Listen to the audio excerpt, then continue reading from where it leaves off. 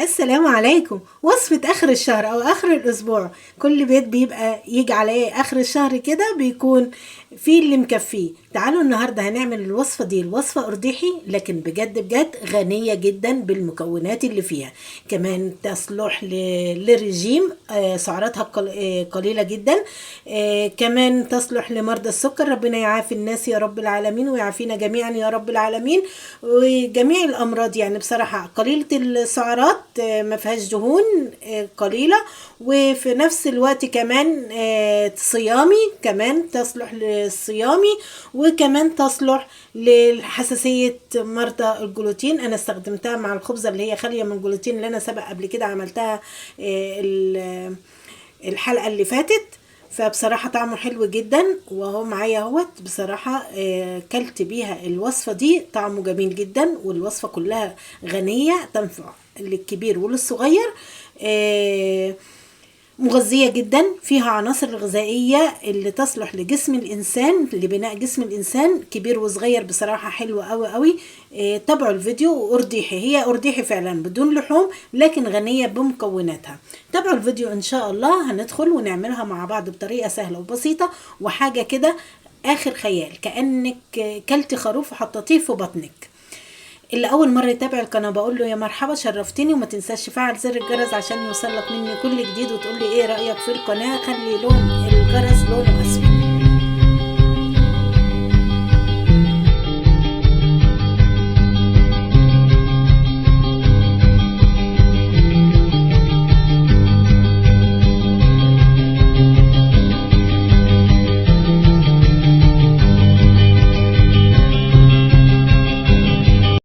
السلام عليكم. حمسة الكوسة حمسة جميلة جدا، وصفة حلوة قوي تصلح للرجيم ومتبعين نظام دايت واللي متبعين أكل هيلسي. حاجة كده جميلة جدا. هنحتاج فيها الكوسة، هنقطعها شرايح زي ما حضرتك شايفة كده. وكمان البصل متقطع شرايح، والفلفل متقطع شرايح، فصين توم متقطعين شرايح كده طولي. والطماطم برضو طماطمية واحدة صغيرة متقطعة شرايح صغيرة كده. هنحتاج ليمون. بالنسبة للبهارات، ملح، فلفل أسود، كمون، سماق، كركم. وإذا كان متوفر عندك القرنبيط اللي هو الزهر ممكن تجيبيه وتقطعيه كده بدون سلق بدون أي حاجة. كل ده ني في ني. تعالوا بقى، وهنستخدم في الدهون زيت زيتون. وكمان لو انتي عايزة تخليها سبايسي او حاجة زي كده ممكن تحطي شطة او براحتك، يعني قرن فلفل حامي. وممكن استخدام الصوصات ديت اللي هي هوت صوص. على النار، طاسة تسخن، هنزل فيها معلقة من زيت الزيتون. ما تحاوليش تكتري مهما كان برضو الزيت عشان السعرات، كل ده يكون محسوب معاكي في السعرات. الأكلة دي جميلة جدا وخفيفة وكمان سعراتها قليلة جدا.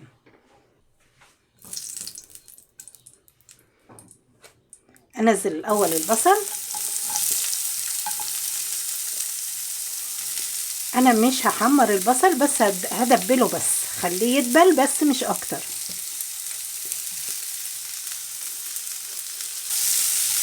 معاها فصوص الثوم.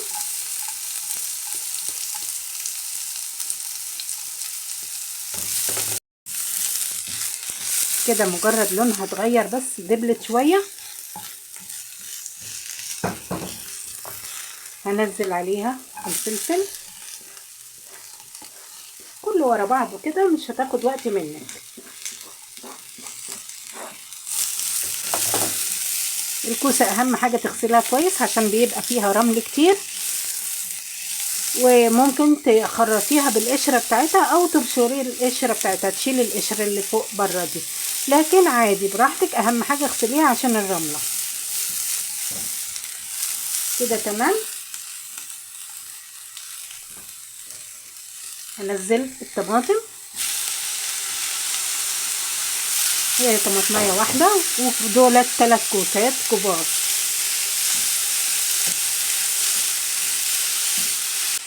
فدي تصلح برضو للفطار. ممكن اضافة معاها بيض كمان، يعني لغاية كده ممكن اضافة البيض. كده كل حاجه دبلت اهيت. انا مش عايزاها، انا عايزاها تقطم تبقى حيه صاحيه معايا. هنزل معاها الكوسه واقلب تقلبتين. كمان هنزل معاها الزهره او القرنبيط، شوفوا حضراتكم بتقولوا عليها ايه.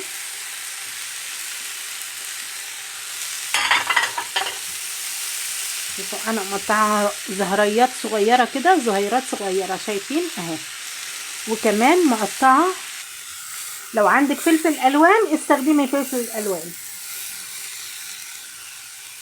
كده تمام.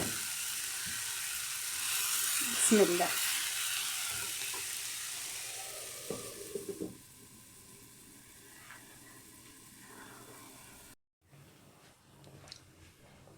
بسم الله. شايفين؟ عايزه تحط لها نقطه طماطم، معجون طماطم عشان تحمر عادي، بس هي كده تمام خالص، حلوه خالص اهي. بسم الله الرحمن الرحيم.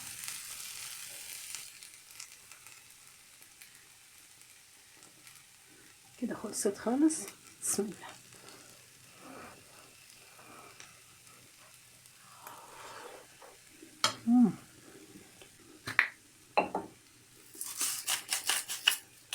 شوية ملح.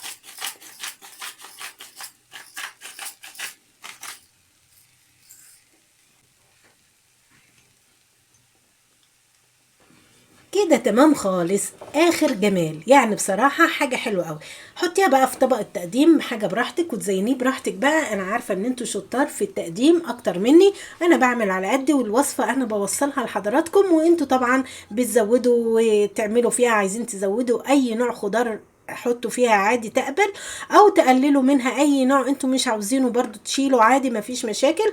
الوصفة جميلة جدا. هي كانت اصلها وصفة الكوسة مع توم وبصل وبس، لكن عايزه تجودي بقى من عندك، عايزه تزيدي اي نوع من انواع الخضار زودي براحتك خالص. انا زي ما حضرتك شفت في المكونات زودت اللي انا اقدر عليه.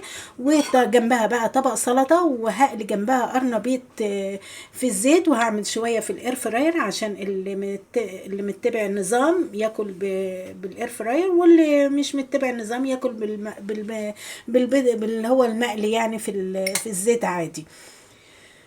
الوصفة جميلة جدا. طبعا القرنبيط لا يعلى عليه، الواحد بيحبه مقلي، بس نعمل ايه بقى؟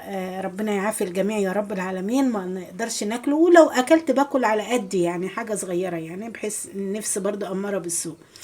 الطبق جميل جدا، شكله حلو، وانتوا طبعا في شكله انت تشكلوه احسن مني بكتير. فلفل الوان ممكن تضيفي عشان يديكي اشكال جميله، وقدميه بقى براحتك، التقديم حسب راحه. وصفه تصلح لجميع انواع الدايت، وكمان سعراتها قليله جدا ومفيده جدا، وتنفعك. وتاكليها بالخبزه براحتك خالص، تاكليها كده بالشوكه حاف براحتك خالص. تنفع فطار غدا عشاء. وده الخبز اللي انا عملته معاكم على القناه، الخبز اللي هو الخالي من الجلوتين، مفيد جدا. والاكل صيامي خلي بالكم، يعني تنفع لكل حاجه. روعة روعة روعة، على عيونكم ألف عافية. يا رب الفيديو ده يوصل لكم وانتم في أتم صحة وعافية، وتشاركوني فيه رأيكم وتقولوا لي رأيكم فيها ايه بالظبط. واللي اول مره يتابع القناه بقول له الف مرحبا، انك شرفتني فيها ونورتني. وما تنساش فعل زر الجرس، خليه لونه اسود عشان يوصل لك كل جديد مني. الى اللقاء في فيديو جديد ووصفه جديده، والسلام عليكم ورحمه الله وبركاته.